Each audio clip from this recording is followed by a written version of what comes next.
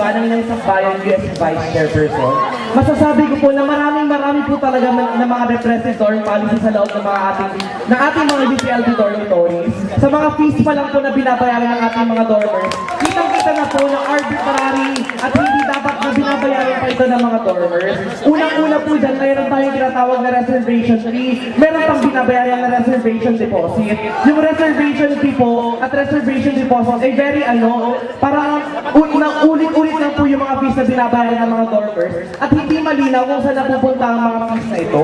Pangalawa po, yung mga facilities sa loob ng ating mga dormitories ay hindi nakakasapat para bigyan ng maayos na living conditions sa mga dormers natin sa loob ng mga dormitoryo.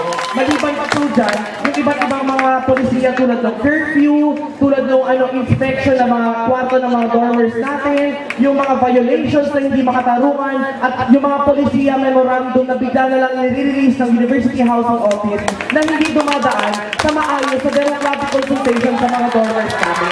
Kaya naman po, masasabi natin na marami po talaga mga kinakaharap na repressive dorm policies at hindi makatarungang bayarin ang mga dormers sa loob ng ating mga dormitories. At kung ano po ang aking konkretong aksyon na nagawa, isa po ako sa mga nangunang counselors sa pagkakaroon ng iba't ibang mga consultation sa loob ng ating mga dormitory.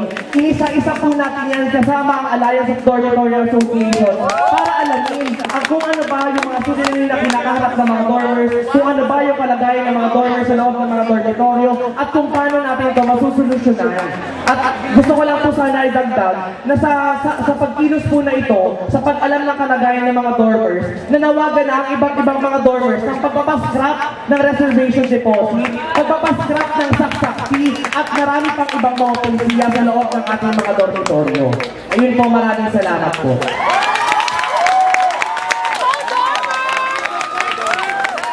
Tawagan ang sambayan sir sa susunod na tanong.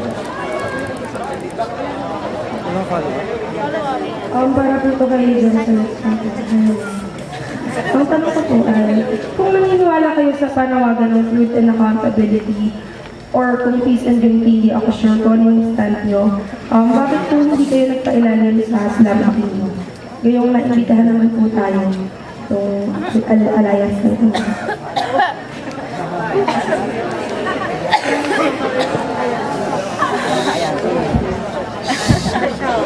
Ayun, simple na lang. Ayun. Ayun, tayo po sa buklod ay naniniwala or naninigan sa truth, accountability, justice, and peace. Pero tayo din po sa buklod ay naniniwala na hindi po nakukulong sa pagsali ng mga ibang ng mga alyansa ang pagmamanifest ng ating mga cause o ating mga stand sa iba't ibang issues. So yun naman po, maraming salamat.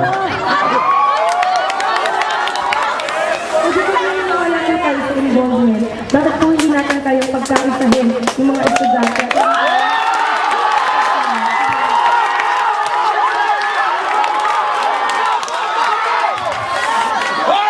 So ayun po, yes, naniniwala po tayo sa involvement, pero naniniwala po tayo na hindi lang po nakukulong sa iisang uri po ng activity ang pag-manifest po ng ating cause sa ating mga staff. So yun po, maraming salamat.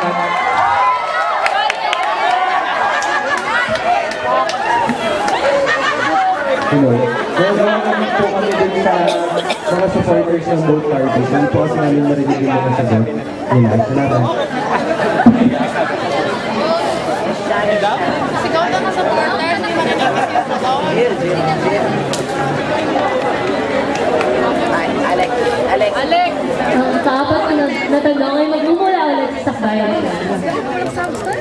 Hello po, para po sa kay Buklod din si Vice Chairperson Mr. Kung tunay po na pro-student ang inyong partido, paano po ninyo nilapit sa orgs, sa IDS orgs, para kung hinalipat na lang ng tambayan batay sa proposal ng administration?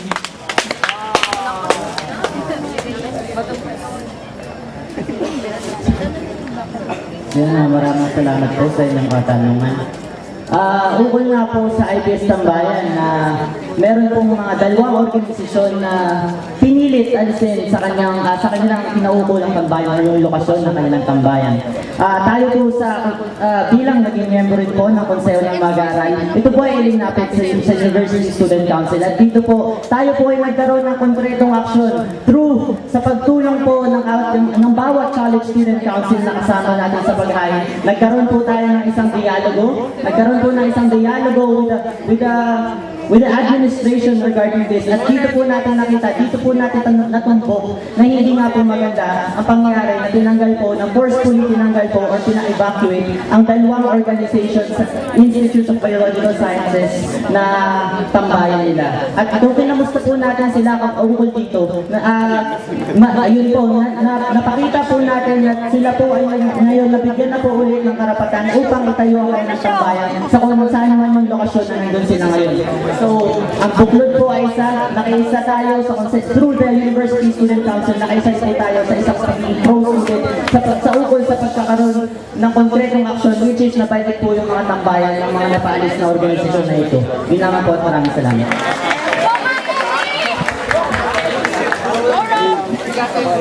Please be reminded for our standard bearers na be responsible of what you're saying right now.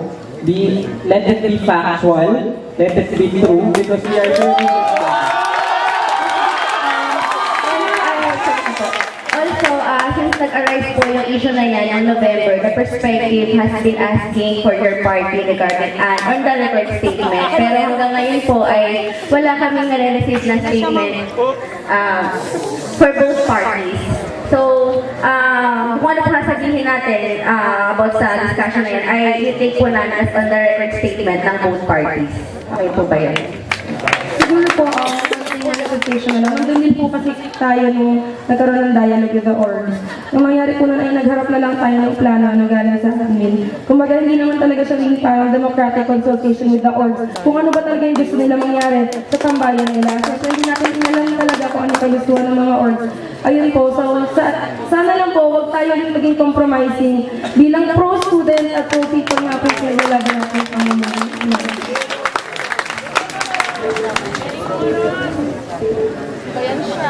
Ang susunod na tanong ay magagaling sa Buklod Vice Chair.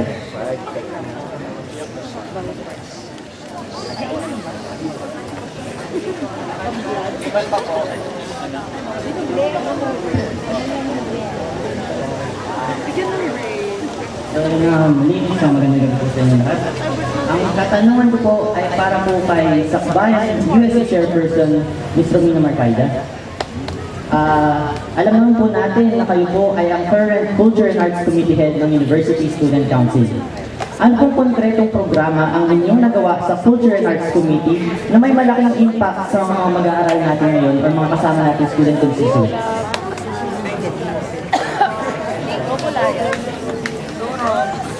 Hello po ulit. Maraming salamat po din sa tanong. Ayun po, para sa kalamat po ng lahat. Ako po yung incumbent na Culture and Arts Committee Head. May pagmamalaki po talaga natin na meron tayong isang alyansa na meron ng ad hoc, yung kulayan, tuturang ugnayan ng kabataan alay sa bayan. Kasama nga po dito, actually, nagkaroon po ng cultural soiree noong November at maraming organizations ang nakapagpa rito. Ang Filipiniana, nakapagtanghal po sila. Ang Umalohokan, maraming salamat. Ang WAN, nakapagpakita po ng suporta. Ang writers, ang Karma, ang drummers. Salamat po sa mga organizations po. Palagay ko po, tagumpay po talaga na napagsa natin ng ganitong klase ng alyansa. Siguro man po kung may pagkukulang tayo, di kailangan pong pagtingin at matap pa lahat ng organizations. Kasi marami pa naman po talagang cultural organizations sa loob ng UPLB na kailangan pa natin itap. Siguro ilan na lang din po para hindi tayo nagkulang sa mga exhibit, no? Pinatampok natin, nagkaroon tayo ng exhibit ng cultural, like yung ML, Martial Law Commemoration, yung nakaraan lang pong IT forum na inilunsad po ng USC, ayan, pinangunukan po natin yan. At nakikita po tayo dyan sa mga yan. Opo, yung nakarang forum po ng Kalikasa, indigenous people din po. Nakikita tayo sa ganito sa iba't ibang organisasyon, hindi lang kasi natin talaga hinaako lahat ng mga tagumpay para sa estudyante. Yun lang po.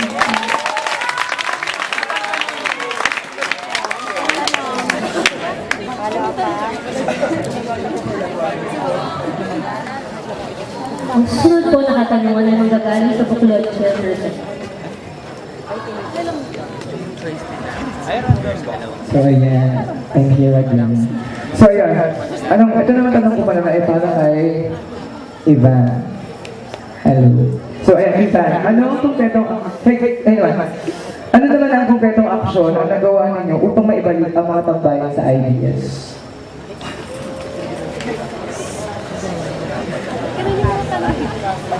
Hello po, isang magandang gabi po muli sa ating lahat. Sakbayan po ang nanguna sa pag-convene sa mga IPS boards upang ibalik yung mga tambayan na mga voluntary organizations kung saan sila dapat na nakalocate. Sakbayan lang po ang nanindigan at nagbigay ng suporta sa mga IPS boards at tinutulan yung pagpapaalis sa kanila sa mga tambayan nila sa IPS. At sa 19 years po ng Samahan ng Kabataan para sa Bayan ay patuloy yung paglaban natin sa tambayan phase out at iba't ibang mga repressive org policies na nagaganap sa ating pamantasan, kaisa ang malawak na hanay ng mga estudyante dito sa loob ng UPLB. Kaya sa tingin ko po, sakbayan ang nanguna sa pagbabalik ng mga tambayan sa IPS orgs. Ayun po, maraming salamat.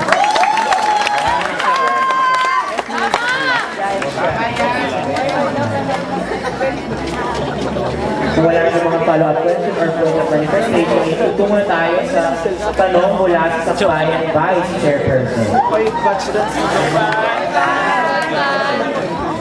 Magandang gabi po. Ito pong katanungan na to ay para sa Buklod US Vice Chairperson Vince Tampo. Nung panahon po ng na tampok sa ating sa UP system yung 300% tuition fee increase, bakit nagpalit ng paninindigan ng Buklod UPLB mula sa education is a privilege patungo sa higher state subsidy?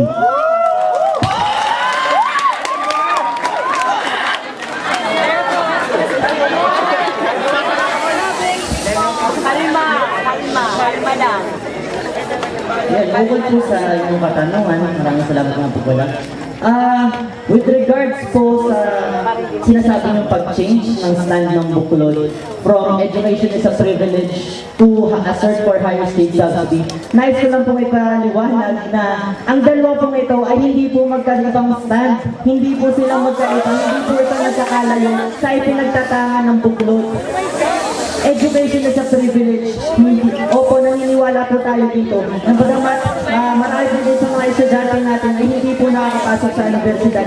We are still privileged in the sense na nalayo po ay tayo po ngayon sa ating current situation. We are students of this university, the University of the Philippines, the National University. Tayo po ay pribilehiyong nakakapag-aral ng mabuti at nakakapag-aral ng given the chance to study in this university, given the circumstances na hindi po tayo nabibigyan ng sapat na subsidiya, hindi po tayo nabibigyan ng sapat na subsidiya due to budget cut ang implement po ng ating government. At kung naman po sa pag-assert for higher state subsidy, tayo po sa Buklod UPLB ay hindi po nawala ang panawagan natin to assert for higher state subsidy. At ito po ay ating pinagtatangan. Ipinagtatangan po natin to at sa malawakang kampanya at hindi po natigil ang ating efforts in making this possible. Maraming salamat. So ayan po, kitang-kita po natin yung integrity na sa paglipat ng stand mula sa isang papunta sa panibagong stand.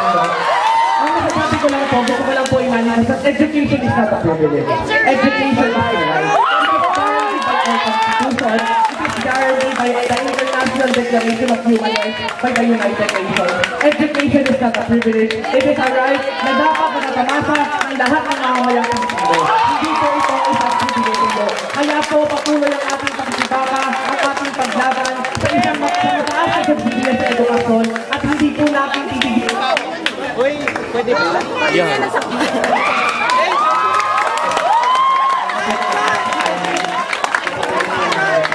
Ngunit magtatanong po muli, ang tatatanungan nito ay manggagaling muli sa Sakbayan Vice Chairperson. Hello po, ang katanungan naman po na ito ay para kay Mr. Jem Celestial. Kung ang Buklod ay tunay na naniniwala sa integrity, initiative, and involvement at isang pro-people and pro-student na liderato, sa mga natatampok na issue nitong nakaraang taon, tulad ng land privatization ng UP Land Grant, PESA accreditation, People's Initiative Against Pork Barrel, at yung SC commercialization, bakit po wala tayong i-release na stand?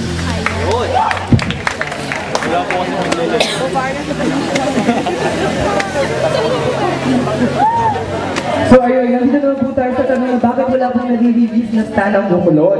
So, wala po ba talaga stand ang... Ano ba yan? So ayun, wala po ba talaga stand ang Bukulod? Now, tulad po ng sinabi namin ni Arthur Holmes dati, I think, kailangan natin magkaroon demarcation between a stand and a statement. No? Na parang, ang siguro, ang tinatanong na wala kang nai-release ay statements. Or wala kang kayo nakikita na publicize na mga statements or mga pinagsasabi ng Bukulod online or pinagsapost ka. But that does not mean na wala pang stand-up Bukulod. With regards po sa support tariff, we in Bukulod want to scrap all forms of support and channel that into basic social services along with other issues na hindi ba natin nakikita na nag-statement tayo. But, nangindigan po tayo. Ay patatigin po sa issue ng support tariff. No, nakikita din po ang Bukulod nun sa million people march. And I believe na yung action na yun, it manifests that we stand along with the other people, or along with the other people who went there, na we are with that kind of system. So I believe na we have to make a demarcation between a stand and a statement. So siguro, pinapaywatin mo, ay wala kang naging stand, ay a statement, but that does not necessarily mean na wala kang stand. Yung stand namin, it may not be manifested through statement, but it is manifested through our action. Yun lamang po, maraming salamat. Ayan po, para sa po yung stand doon kung hindi natin ito pinapalam sa mga estudyante. Follow-up question ko nung nabanggit ko po yung support barrel. Pero ano po yung mga konkreto nyo nagawa ukol sa UP Land privatization, sa SC commercialization, at yung iba't iba pa po mga issue na kinaharap ng sa estudyante nitong taon.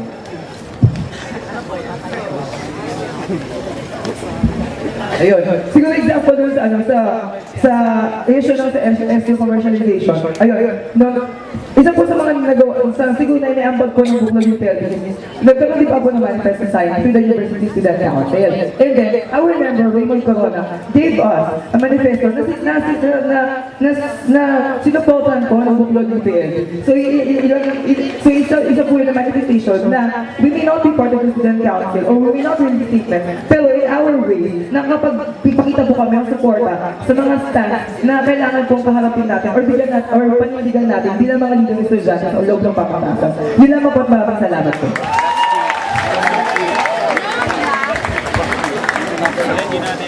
Ayan, at dito na po nagtatapos ang pangalawang round ng ating programa. Siyempre, meron pa tayo mamayang pagkakataon na magtanong sa open forum kung saan yung mga audience naman natin Bigay naman ang microphone sa kanila. Ayun naman ang makaka-actify ng kanilang mga boses. Ayan. Sa susunod na segment ng ating programa. Ayan, magkakaroon tayo ng talakayan.